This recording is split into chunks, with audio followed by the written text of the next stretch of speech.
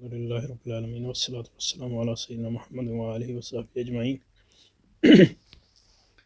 We are continuing our reading of Allama Iqbal's Reconstruction of religious thought in Islam. The most important phenomena of modern history. So it's talking about modernity. However, is the enormous rapidity with which the world of Islam, obviously, it's not happening naturally, spontaneously. It's happening because of this imperialism. Imperialism is ruling the Muslim world. It has abolished the traditional education system, economic system, or at least sideline them and replace it with the education system and economic system which serves its interests and which in a sense perpetuates its hegemony. So how is the enormous rapidity with which the world of Islam is spiritually, and by spiritually I mean, I guess, intellectually, educationally, it's moving towards the West. Because obviously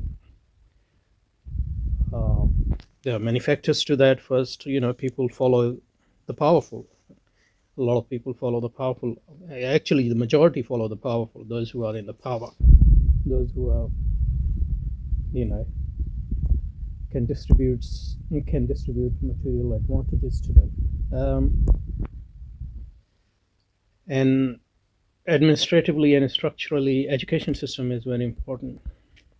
So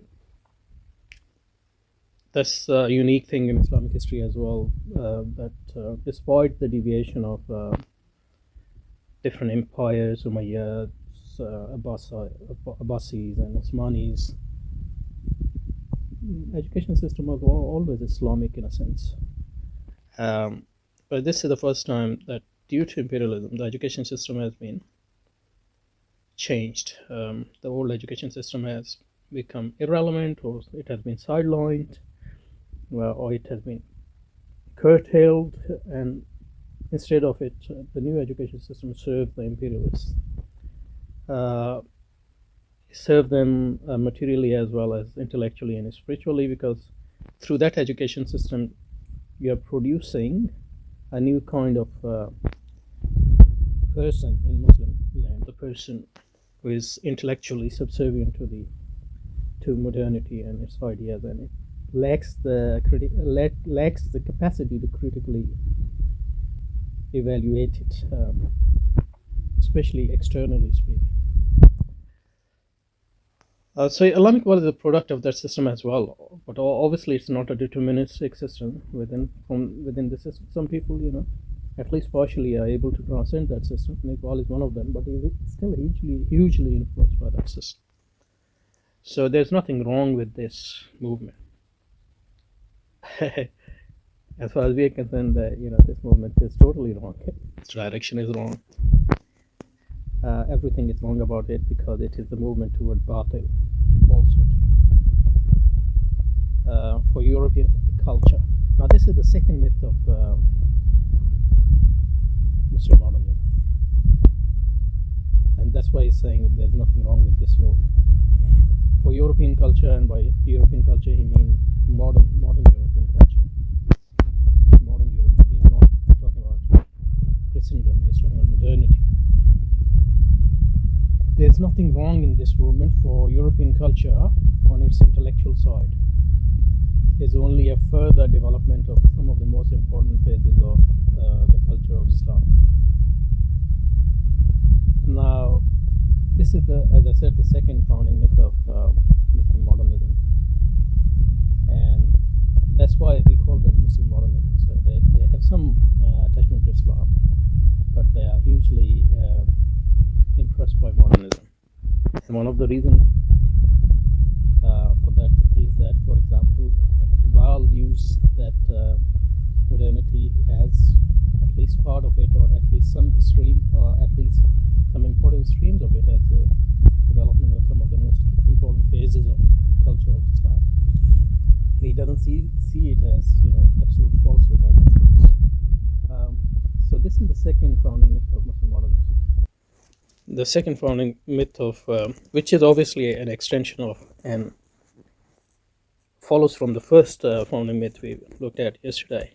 The second founding myth is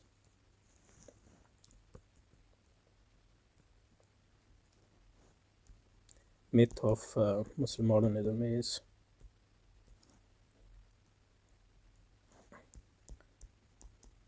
and this myth is unique to Iqbal's sort of Muslim modernism. It said that Europe, and part of it is, Sir Syed Ahmad Khan's legacy. I mean, we can't say that about Iqbal, but Sir Syed Ahmad Khan, for example, hated Christianity. But he was the, he was the, humble servant of the British. He hated Christianity, but he didn't hate modernity. And he thought modernity, and there's part of that is true for Iqbal as well. Modernity. So even though for these people Christianity was, total deviation, modernity is not total deviation. So there's truth in modernity. For us, it's the other way around, because for us there is truth in Christianity as to the extent that it preserved the original teaching of Masih alayhi salam, wa ala nabiyina. So modernist, for them, Christianity, was a total falsehood. Modernity, it contains at least partial truth, because, and here is the reason Iqbal is giving, that modernity is partially, at least partially, and in important aspect, its intellectual side is the development of Muslim culture and its ideas. So what happens is that Islamic culture was, dominant in many parts of the world, and through Spain especially, that culture spread to Europe.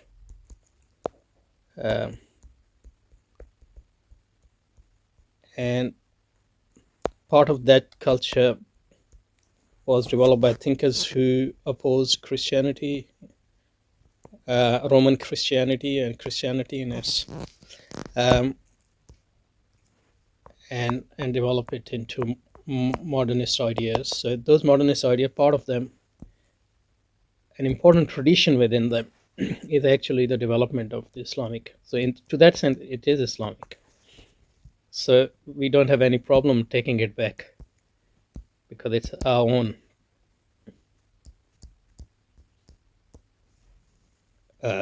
legacy of our forefather. As Allama Iqbal says, मीरास अपने आबा की इन्हें ज़रूर किताबें उनको देखें Europe में तो दिल होता है Sipara, etc., etc. So this myth, it's important to understand it here. So this second myth of Muslim modernism, it crucially, as will become clear as we go along, divides modernity or new modern European civilization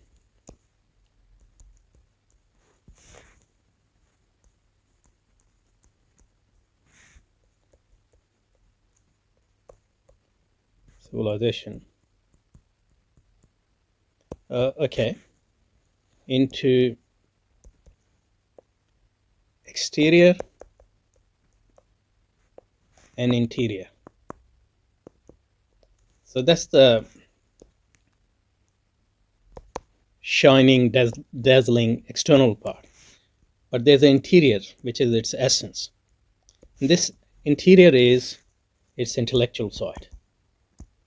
And this interior includes knowledge, science, philosophy, and a lot of it, aspects of it, not all of it, is very Islamic according to this myth. Very Islamic. So that's why you will see that, he's very influenced by Hegel here. He was influenced by Bergson. So for example, he if you see, he, despite rejecting Nietzsche's, atheism, he says that, a lot of things he says are correct and Islamically motivated. So he sees, certain developments in European thinking as very positive and as testament to this perception. So, for example, although earlier physics was mechanistic, materialistic, but now it's developing aspects like which is you know um, apparent in, for example, Einstein's relativity, or in quantum physics, which is non-mechanistic and non-materialistic. So this is a positive aspect. You will see in these lectures, he will highlight that. So what basically he thinks is that, and one of the purpose of these lectures is specifically illustrate that. And what he wants us to do is to relearn from Europeans our own tradition, because we have forgotten our tradition through bad influences, bad Persian influences, bad, anti-Ajam, and bad Greek influences, which actually suppressed the real essence of Islamic thinking, as we will see in this chapter and the next chapter. So basically, what he's asking us to relearn our intellectual tradition from modern European tradition, because, and don't feel it has enmity towards it, because it is the development of certain crucial aspects of our own thinking which we have forgotten. So that's the interior of the West, the essence of the West: intellectual, science, technology, part of philosophy, especially idealist philosophy and empiricist philosophy as well. But avoid materialist philosophy, because that's not good. But as the development in physics and other scientific disciplines show, Europe is moving toward spirituality. So he was hopeful in that aspect. So quantum physics, he sees it as a move towards spirituality, etc. at the time. Anyway, but what's wrong with Europe is its exterior. Even though you might ask why interior is not reflecting so positively in exterior, but that's another question. And that exterior is bad, that dazzling exterior. And that exterior is materialism, sexual depravity, immorality, in personal aspects and in social aspects. Lust for power, lust for money, these are bad aspects. But he's saying these are not the essence of the best part of Western civilization, which are the development of Islamic intellectual tradition anyway. But these are, this is dazzling exterior, which is the extension of the bad reaction to Christianity and its interjections against all types of pleasures and things. So in a sense, this exterior extremes are reactions to Christianity as well. And so if in a sense, but there shouldn't be a problem in Islam, because Islam is a balanced religion. It doesn't have things like Christianity, so it allows for pleasures and things. So there's no need for extreme reaction. So what he's saying is European civilization, modern European civilization, it has exterior and interior, and this interior is mostly good. It's intellectual side, because it's actually development of certain aspects of Islamic thought. Anyway, exterior is bad.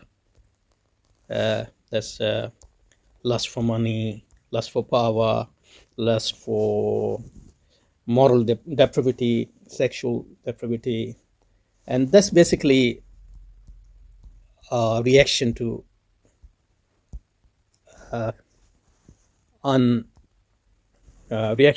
extreme views of Christianity against materialism, desires, and sex, and all those things. So what European actually can learn is, European can learn moderation here from Islam, and Muslim can relearn their own tradition from Europe, and that's how we can build a new civilization, which is an amalgam of modern Western civilization and Islam, and that's actually and that will solve the problem of modern man, which are mostly these exterior problems, and solve the Islamic problem of their stationary thought, and that won't be accepting something alien from anyone. because this interior side of Europe is the development of Islamic civilization anyway, and Europe won't be accepting anything alien from us either, because Islam is actually a moderate version of Christianity anyway, because that comes from Abrahamic tradition, and we can build a great new civilization by combining these elements. This is Iqbal's Muslim modernist utopia, really. Uh, so this is the second myth. But what he is saying is what his fear is that Muslims would adopt the exterior. They are dazzled by exterior, and they will forget the interior, and they will dig a even deeper hole for themselves. So in a sense, he was right, even though he was not right on the interior, whether it's a development of Islamic thought or not. And European, well, obviously, his main concern is Muslims, so he's talking about Muslims. So his fear is that Muslim would ignore the interior side and would be dazzled by exterior side, and that will and dig even deeper hole for themselves. And he is, in a sense, warning them against it. But obviously, they didn't listen to it. Okay, so there is nothing wrong. Oh, sorry. So the most remarkable phenomena of modern history, however, is the enormous rapidity with which the world of Islam is spiritually moving towards the West. There's nothing wrong in this movement. For European culture, on its intellectual side, is only a further development of some of the most important phases of the Islamic culture. And our only fear is that, and that's what I was saying, that our only fear is that, Alam Iqbal's only fear is that the dazzling exterior of European culture may, uh, the dazzling exterior of, only fear is that dazzling exterior of European may arrest our movement, and we may fail to reach the true inwardness of that culture, that is European culture, which is in essence Islamic. Okay, let's stop here and we'll continue from here.